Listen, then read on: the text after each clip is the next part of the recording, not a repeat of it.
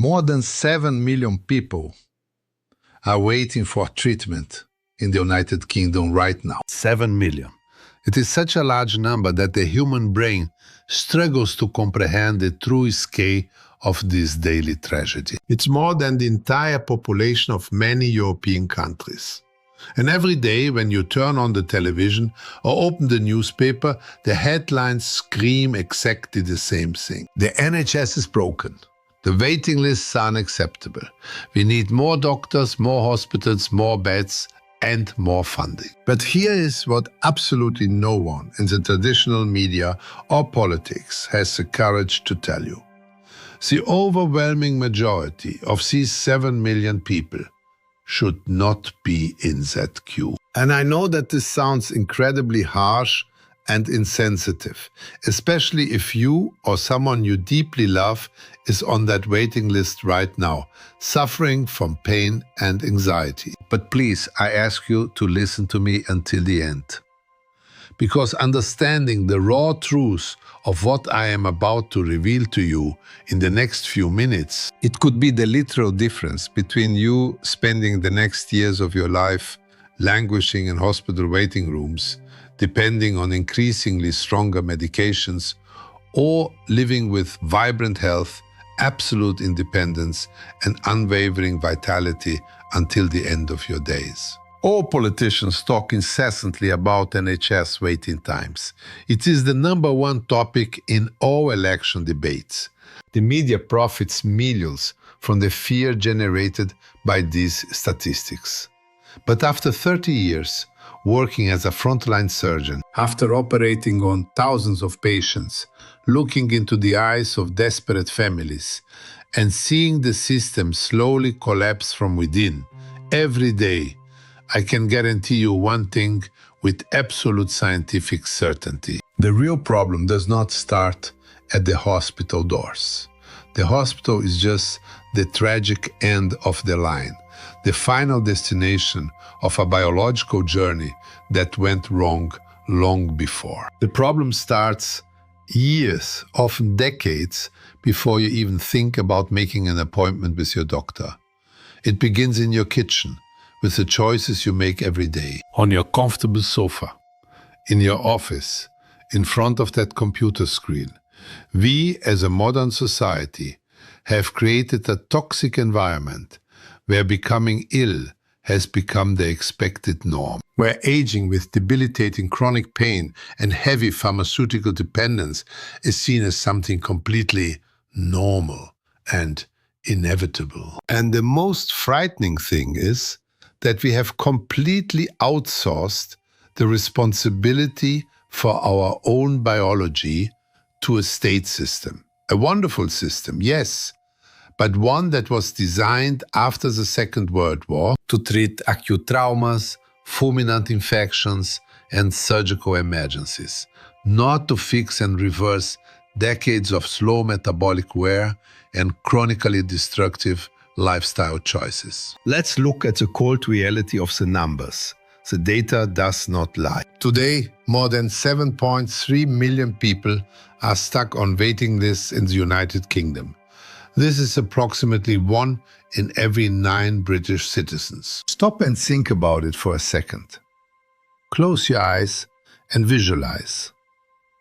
If you look at your residential street, at your crowded office, at your own family tree, 1 in every 9 of these people is waiting, often in silent agony, for a medical procedure that the system cannot deliver in time. And the cruel irony is that even with historic records of care, even with the NHS receiving more funding than ever and working with a feverish intensity that borders on desperation, the system continues dangerously behind schedule. The mountain of patients only grows, threatening to swallow us all. So the question that all experts and politicians are asking is fundamentally wrong. The question is not and should never be, why is the NHS so slow and inefficient? The real question, the terrifying question that should keep us awake at night and dominate all our conversations is, why do so many millions of people desperately need the NHS at exactly the same time. Why are we, as one of the richest and most developed nations on planet Earth, collectively so deeply unwell? The response is brutal, uncomfortable, but absolutely necessary if we want to survive. Because this is not at its core a healthcare system management crisis. It is not a logistical problem.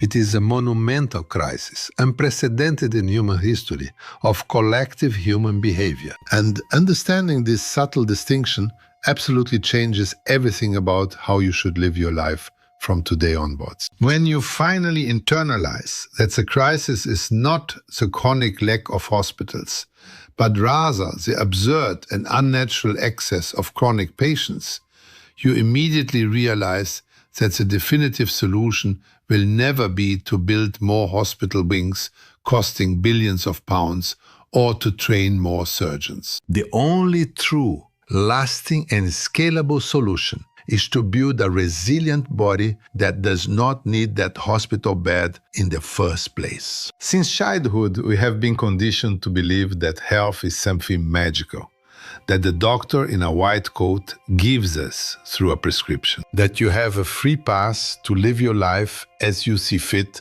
ignoring biology, and when something inevitably breaks under stress, you simply go to the hospital to be fixed. As if your wonderful and complex body were a popular car, and the NHS were just a giant garage with infinite spare parts. But the human body does not function, has never functioned, and will never function like that.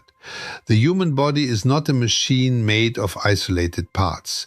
It is an incredibly complex and infinitely adaptable ecosystem. And he responds relentlessly, cell by cell, to the chemical, physical, and emotional environment that you create for him every single day. Let's talk about the main engine of this vital ecosystem, your heart, the organ that beats tirelessly in your chest. According to alarming data from the British Heart Foundation, millions of people in the United Kingdom are currently living with dangerously high blood pressure.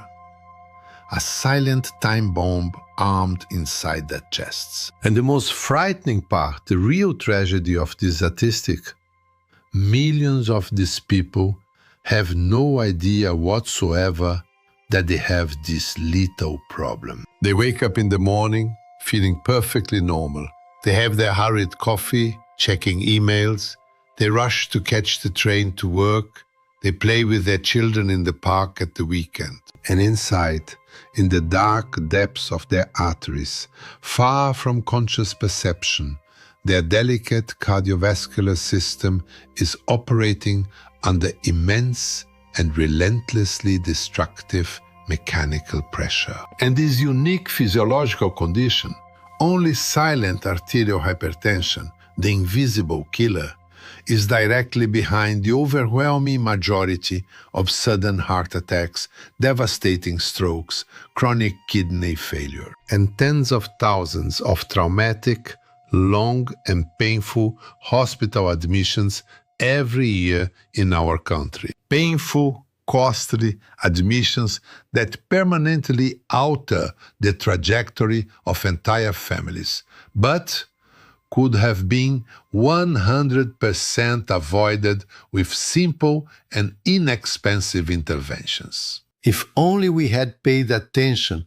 to the whispers of our body and acted preventively years earlier. And here lies the fundamental problem, the true stealthy villain of our modern health story.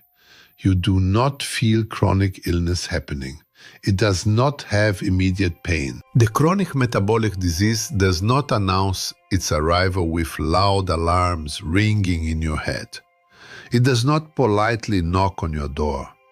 It stealthily seeps through the cracks, like a poisonous fog. She builds her base of systemic destruction, brick by brick, silently, in the absolute darkness of your body, while you sleep and work. While you are justifiably busy living your life, paying your bills, and worrying about your children's future, your body is, silently and inexorably accumulating irreversible damage at a deep cellular level. According to strict guidelines and clinical research from NICE, National Institute for Health and Care Excellence, the tissue damage that leads to system collapse begins almost imperceptibly. It is a slow erosion, not an explosion. Let's take the blood pressure again as the perfect example of this slow-motion tragedy. A slightly elevated pressure, something your doctor may have casually referred to as pre-hypertension and told you to keep an eye on, relentlessly maintained year after year after year, begins to physically alter the microscopic structure and harden your vital arteries. The inner walls of your blood vessels, which by nature should be soft, compliant, and flexible like new elastics, gradually become rigid, thick, and inflexible like old rusty lead pipes. With no sharp pain, with no prior warning or dizziness, no flashing red warning signs on your body's dashboard. As a direct result of this rigidity, your poor heart has to work much harder, beating with much more force, 100,000 times a day, every day of your life, just to push vital blood through those rigid pipes. The heart muscle, chronically exhausted by this continuous effort, thickens pathologically. It hypertrophies, losing efficiency and flexibility. The delicate internal walls of the arteries suffer continuous micro-injuries due to the friction of high pressure. And cholesterol, desperately trying to act as an emergency biological bandage, accumulates in these injuries to heal them, forming dangerous and unstable plaques. All this catastrophic process, this dark symphony of internal destruction, takes 5, 10, 15 long years to unfold. Throughout all this time, you feel absolutely fine. Perhaps you feel just a little more tired at the end of the day than you used to at 30.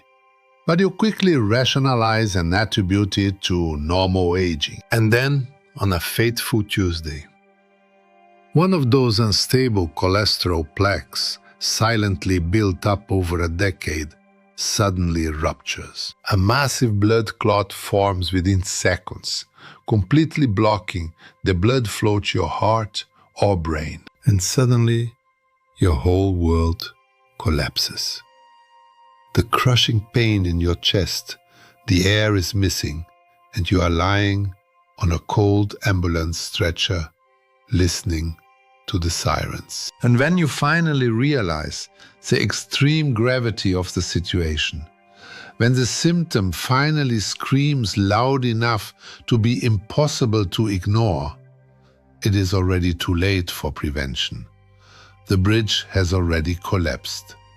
You are already captured, handcuffed, within the acute healthcare system. You have just become, in the blink of an eye, yet another tragic number in the statistics of overcrowding and collapse of the NHS. The respected The King's Fund, one of the leading health policy research institutes in the United Kingdom, shows unequivocal and cold hard data. The overwhelming, crushing majority of the suffocating and unsustainable pressure on the NHS today does not come from unpredictable emergencies, but from the ongoing, costly, and never-ending treatment of largely preventable chronic illnesses. Type 2 diabetes, a terrible disease of food toxicity and insulin resistance that amputates limbs and blinds people. Ischemic heart diseases are the leading and most lethal cause of death in the developed world. Chronic respiratory diseases severely aggravated by a sedentary lifestyle, smoking, and pollution. Severe joint problems, wear and tear of hips and knees, relentlessly accelerated by the obesity epidemic. The true crisis, the financial and human black hole that is swallowing our healthcare system, does not come from inevitable emergencies that modern medicine was designed to address. It does not come from a sudden increase in serious car accidents or outbreaks of rare viral infections. It comes from slow, methodical, predictable, and self-inflicted diseases, which took decades of repeated bad habits to form. We, as working taxpayers, spend billions and billions of pounds every year, consuming and draining most of the gigantic national health budget, sucking up vital resources. Desperately try, often in vain, to manage, medicating with dozens of daily pills and slightly delaying the final stage of diseases that could have been easily prevented decades ago with basic changes in human behavior. We are frantically trying to mop the floor of a completely flooded house while stubbornly refusing to turn off the main tap that continues to gush water at full force. Let me materialize those cold statistics for you. Let me tell you the story of a real patient who crossed my path. Let's call him John to protect his privacy. A good man, tireless worker, dedicated family man. 54 years old, at the peak of his professional life. He had no acute symptoms or sharp pain that would make him seek urgent help. He seemed perfectly normal. He sat in the chair in front of my desk and said to me, "Doctor, I'm not ill. I don't have anything serious. I just feel a constant fatigue, a mental fog that never lifts. My knees hurt a little when I go upstairs. I'm about 20 kilos over the weight I was at 30. But honestly, who isn't at my age these days? It's just life taking its toll, isn't it?" He rationalized, normalized, and systematically ignored these small warning signs from his body for years on end. Meanwhile, in the invisible background of his biology, absolute chaos was setting in. His blood sugar was rising slowly, insidiously, year after year, damaging his peripheral nerves and small blood vessels. Blood pressure was chronically at the upper limit, forcing her heart to work like an unregulated engine. The chronic systemic inflammation, fueled by years of a diet rich in ultra-processed foods, was silently corroding and destroying the protective cartilage in her knees. When he finally arrived at my specialized surgical office, not out of a desire for proactive prevention, but because the bone pain in his knee had become so excruciating that he could no longer walk to the office door without crying out in pain. He was already systemically broken.